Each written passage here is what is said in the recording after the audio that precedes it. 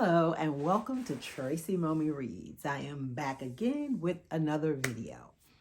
So today I'm going to be doing something a little different as I, get ready to close out the year here. We have two more videos, well, one including this one, left before I take my holiday break.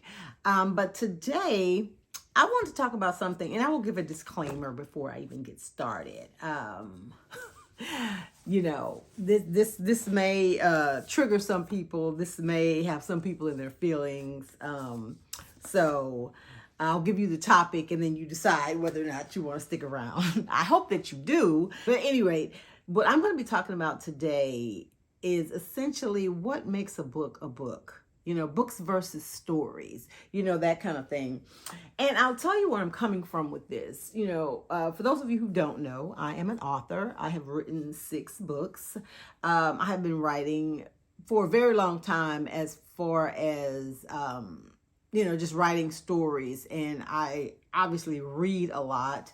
And by no means am I an expert, but I do feel like I have a lot of experience, right?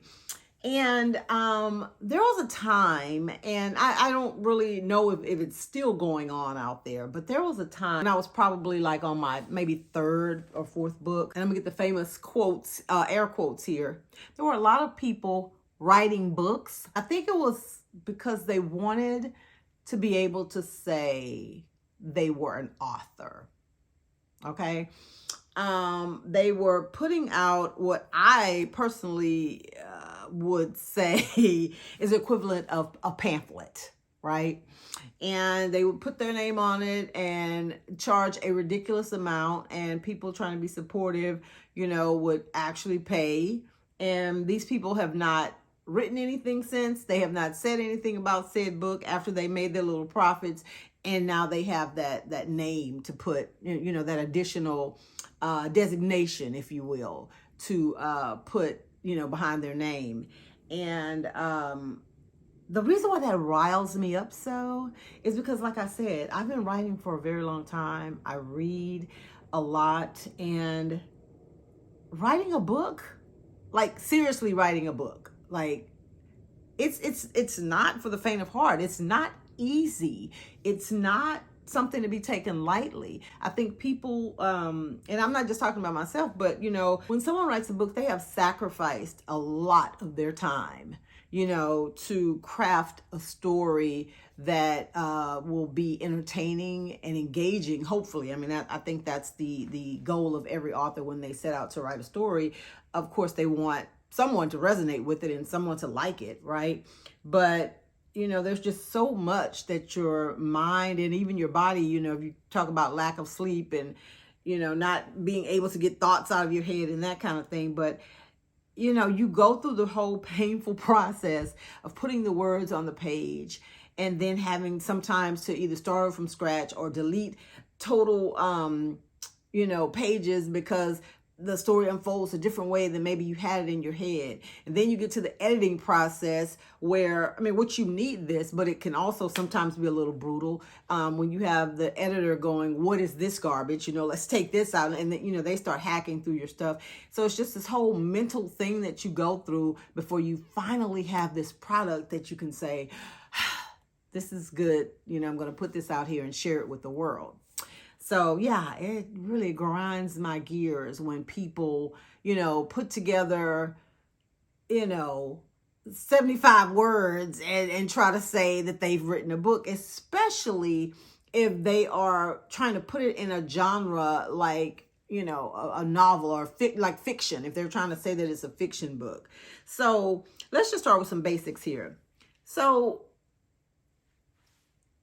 I love a good short story, because you can read multiple stories in a day. And while all books technically tell a story, not all stories are books. Okay. We're going to, clarify that later. But according to, literary guides on the World Wide Web, short stories range anywhere from 1,500 to 30,000 words. So someone may think, oh, I've written 30,000 words, so I have a book. You have a short story. One of the shortest books that I ever wrote, I think it was upwards of 60,000 words. And I usually land somewhere in the 75 to 78,000 range. That's a lot of words. So you see where I'm going with this? Okay. Novellas, which are also my faves, because they give you a little bit more meat than the short story, but they also kind of get to the point with all the, without all the superfluous, and unnecessary information. Novellas now, they range 30,000 to 50,000 words. A full-length novel ranges from 55,000 words and can go upwards of like a War and Peace type book, 300,000 words. Now, you write that many words, that seems like a textbook. I don't know how many people you're going to get to just casually read your 300,000 word novel, but it has been done.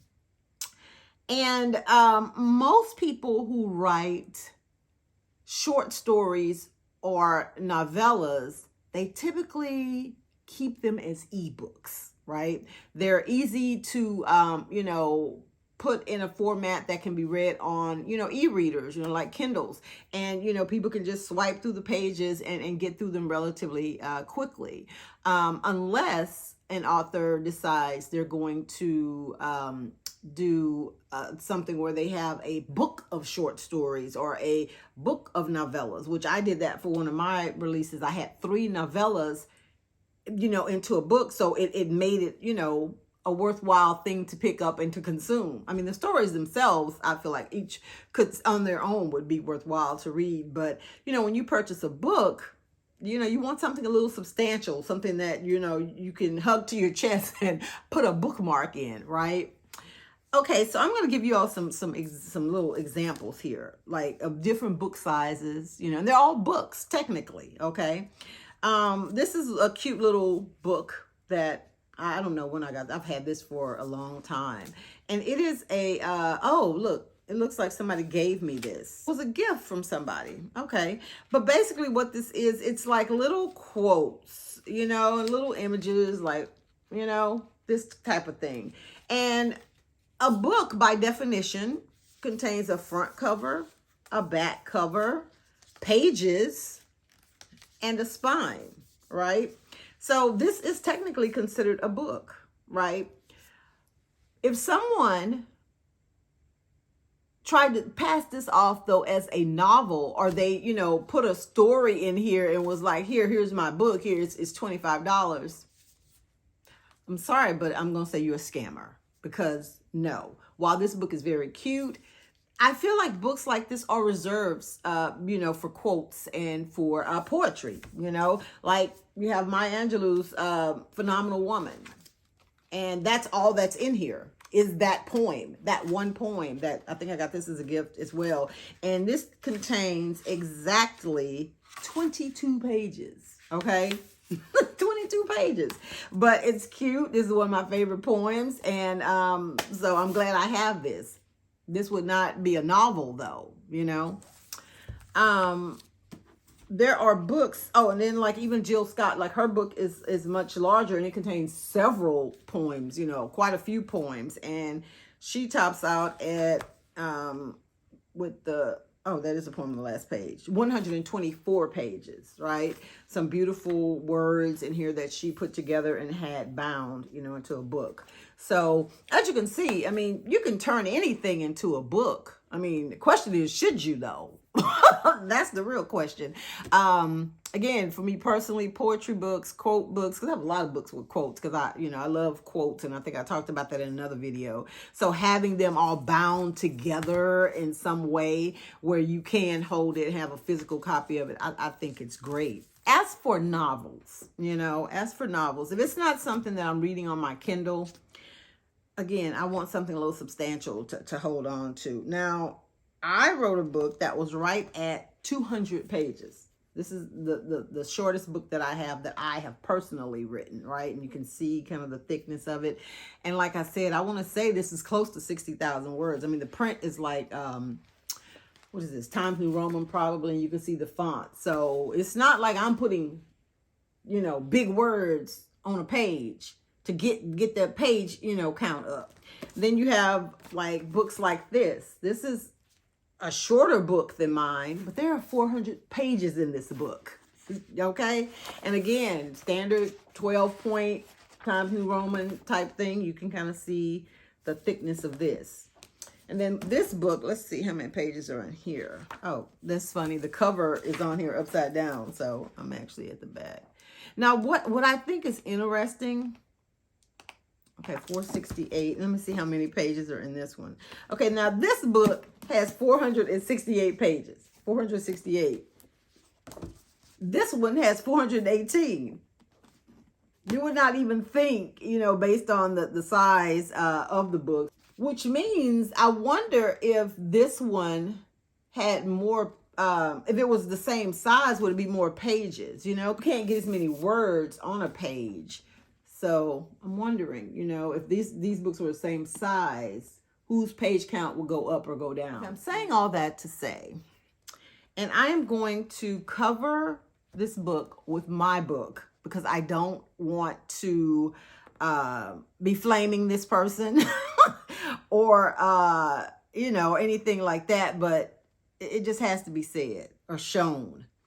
Okay, so there's a book behind my book, and there's nothing on the spine, so you can't see, but do y'all see how thin that is?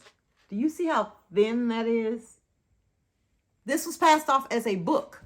It's like part memoir, part I don't even know what to say. There are like 54 pages in this thing. 54 pages in this. And somebody said that's a book. It's not.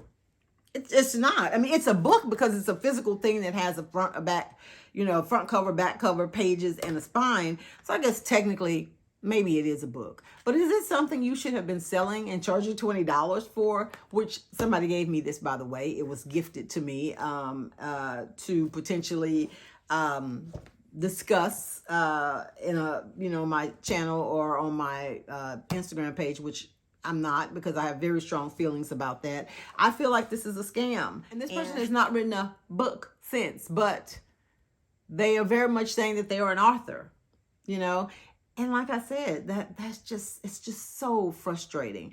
And I know I had a conversation with someone who said that none of what I'm saying really matters, right? Even though we're all entitled to our own opinions, apparently in that moment I was not. But it doesn't matter if you can tell a good story in 50 pages, I guess. Well, this wasn't a good story, first of all. Not to me, at least. But I don't know. Having, such a love for books, being such a bibliophile, and even there was a time that I didn't even like reading on my Kindle. Like, when I first got it, because I have a Kindle Fire, I was doing other stuff on it. I was kind of using it like an iPad or whatever. But now I read on it all the time because it is hella convenient. You can store a lot more books. So I get it now. I mean, for years I've gotten it, but I was just so, used to having this physical thing in my hand, the girth and the width of it, so sometimes size does matter, but you know what I'm saying? I don't know. I just felt like compelled to come on and share this with you guys today. I feel like if you have something that's under 200 pages, that an ebook is probably the better format for that.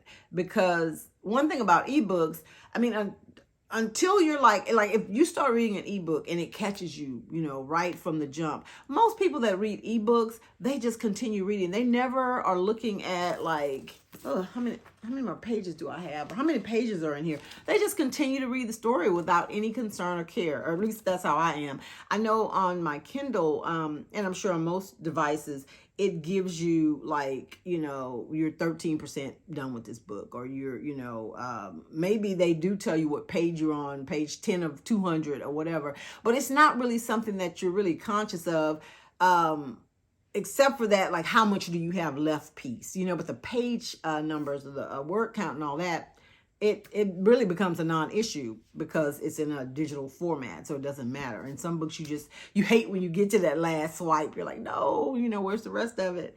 But like I said, I don't know. I just have a real hard time letting that kind of stuff slide. Anyway, I have been reading so many short stories and novellas lately, and I think that I probably on my Kindle this year have read more stories, short stories, novellas, and things like that than I have actual physical books.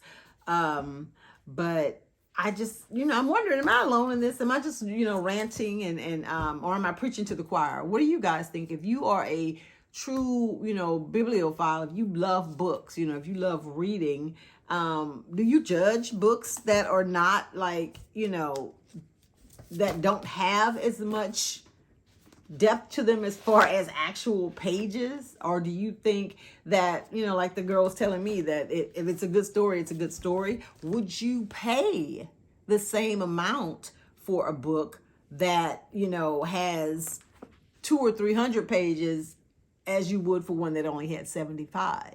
Because that's what it boils down to as well. Like, are you cheating the reader in more ways than one?